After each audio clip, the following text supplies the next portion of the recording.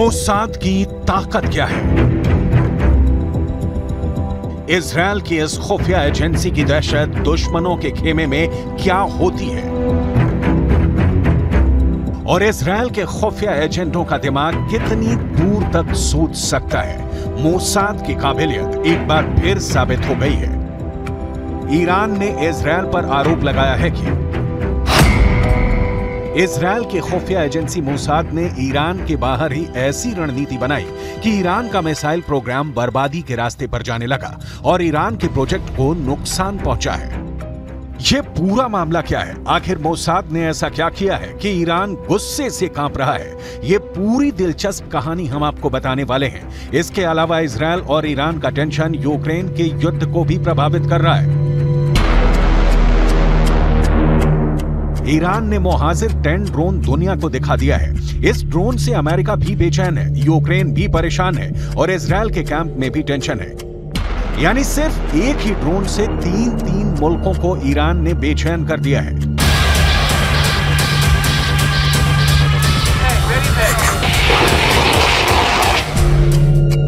अभी कुछ महीने पहले ही ईरान ने हाइपरसोनिक मिसाइल को लॉन्च करने का दावा भी किया था। तब ईरान की सरकार का जोश इतना हाई हो गया था कि तेहरान के चौराहे पर एक बोर्ड भी लगवा दिया गया था, जिसमें कहा गया था कि इजरायल के शहर तेल अवीव को खत्म करने के लिए अब सिर्फ 400 सेकंड चाहिए।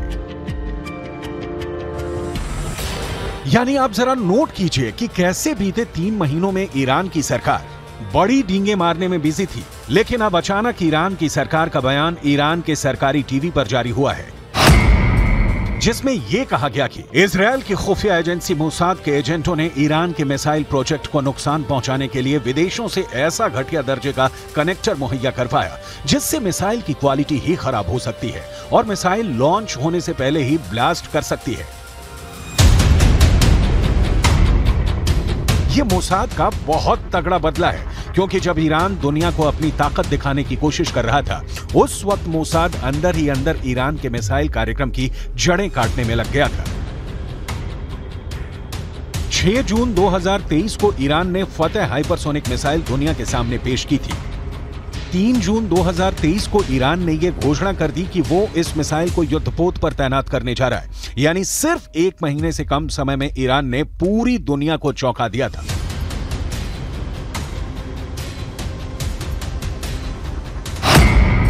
इस मिसाइल की रेंज 1400 किलोमीटर है और यह मैक 15 की गति से टारगेट को नष्ट करती है। मैक 15 का मतलब है कि यह सिर्फ 1 सेकंड के अंदर करीब 5 किलोमीटर की दूरी तय कर लेगी। इस हिसाब से ईरान इराक बॉर्डर से 1287 किलोमीटर दूर इजरायल तक पहुंचने में इस मिसाइल को मात्र 257 सेकंड लगेंगे। यानी यह मिसाइल सिर्फ 4.5 मिनट के अंदर इजरायल को हिट कर देगी। और इसी को काउंटर करना ही इजरायल की सुरक्षा एजेंसियों के लिए एक बड़ा टारगेट भी था। आज से 2 महीने पहले जब यह खबर आई थी कि ईरान हाइपरसोनिक मिसाइल का परीक्षण कर रहा है, तभी पूरी दुनिया में मौजूद मोसाद के एजेंटों ने अपना काम शुरू कर दिया।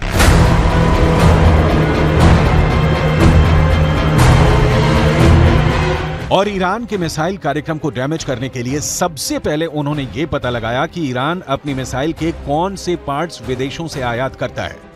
पता ये लगा कि ईरान मिसाइलों में लगाए जाने वाले कनेक्टर को विदेशों से आयात करना चाहता है। इसके बाद मोसाद के एजेंटों ने बड़ी ही चालाकी से ईरान की सरकार की डील ऐसे एक्सपोर्ट से करवा दी जो बेहद घटिया कनेक्टर बनाते हैं। ईरान ने ये कनेक्टर खरीद भी लिए, क्योंकि ईरान ने इसकी तस्वीरें भी अपने सरकारी टीवी पर दिखाई।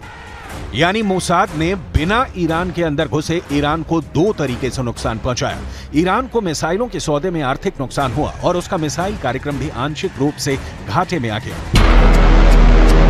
सबसे बड़ी बात यह कि इससे उल्टा ईरान के सैनिकों को ही नुकसान पहुंच सकता है, क्योंकि खराब कनेक्टर की वजह से लॉन्च होते ही ऐसी मिसाइलें ईरान के अंदर ही फटकर ईरान के लोगों को ही नुकसान पहुंचा सकती हैं। दरअसल मोसाद ने यह जाल इसलिए बिछाया क्योंकि ईरान लगातार 2 तरीकों से अपनी ताकत दिखा रहा है।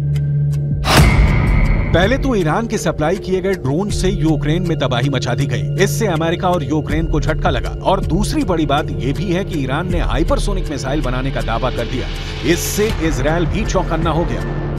उस वक्त ईरान की सरकार दुनिया में अपनी ताकत को इस तरह पेश कर रही थी जैसे इजरायल की ताकत उसके सामने बौनी हो गई है और वो इजरायल के आयरन डोम एयर डिफेंस सिस्टम को भी मात देने के काबिल हो चुकी है। तब कैसे ईरान की तरफ से बयान जारी किए गए थे, जरा सुनिए एक बार। این سامانه دارای سرعت بسیار بسیار بالایی است و مانورپذیری در جو و بیرون جو رو داره.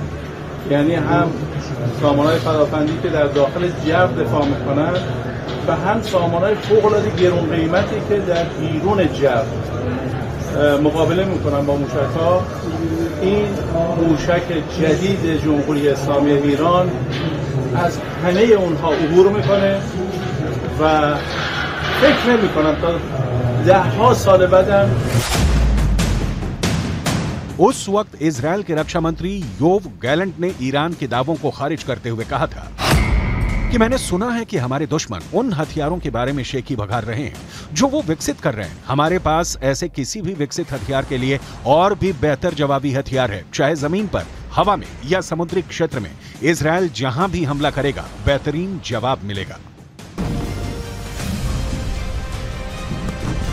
यानी ईरान की ताकत को कंट्रोल करने के लिए अब इजरायल ने अपनी 10 गुनी ताकत लगा दी है और इसमें सबसे ज्यादा जोर मोसाद के ऑपरेशन पर लगा है। दूसरी तरफ ईरान भी मोसाद के इस वार का पलटवार करने में लगा हुआ है। ईरान ने एक ऐसा ड्रोन तैयार कर लिया है जिसकी तुलना अमेरिका के अत्याधुनिक ड्रोन से की जा रही है। ईरान ने एक नया गाइडेड ड्रोन बना लिया है। ये drone anti tank guided missile से भी लैस है। इस ड्रोन का नाम है मोहाजिर 10 और यही ड्रोन पूरी दुनिया को दिखाकर ईरान ने 2 देशों को बहुत ही खतरनाक चुनौती दे दी है। एक है अमेरिका और दूसरा है इजरायल। दोनों ही ईरान के कट्टर दुश्मन माने जाते हैं। मोहाजिर 10 को जब दुनिया के सामने लाया गया तो इसकी तुलना अमेरिका के MQ-9 ड्रोन से की जाने लगी। MQ-9 जिसे प्रेडेटर B ड्रोन भी कहा जाता है, ये वो ड्रोन है जिससे अमेरिका ने अफगानिस्तान और पश्चिम एशिया में अपने बड़े बड़े टारगेट को खत्म किया है।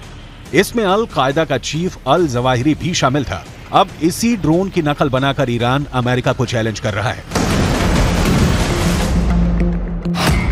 इसकी रेंज 2000 किलोमीटर तक है। ये 24 घंटे तक आसमान में मंडरा सकता है और सबसे बड़ी बात यह कि मोहाजिर 10 ड्रोन 300 किलो वजन तक की मिसाइल और बम को लेकर उड़ सकता है।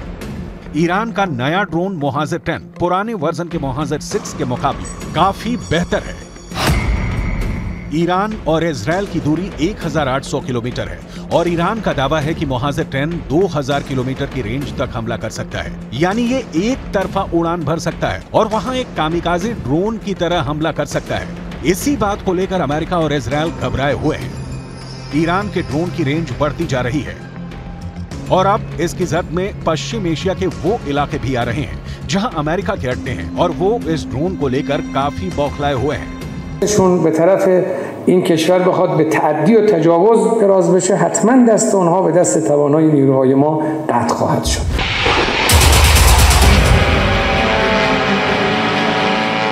کار ما رو به نحوی این کاری که در صنایع نظامی و دفاعی انجام شده قرار داده که امروز بسیاری از کشورهای منطقه و دنیا نگاهشون به ما کاملا عوض شد. دیروز به عنوان یک کشور مصرف کننده و محتاج نگاه دیگران، امروز به عنوان یک کشور تولید کننده و به عنوان یک کشوری که میتونه بالاترین سخنها رو در صنایع دفاعی و نظامی داشته.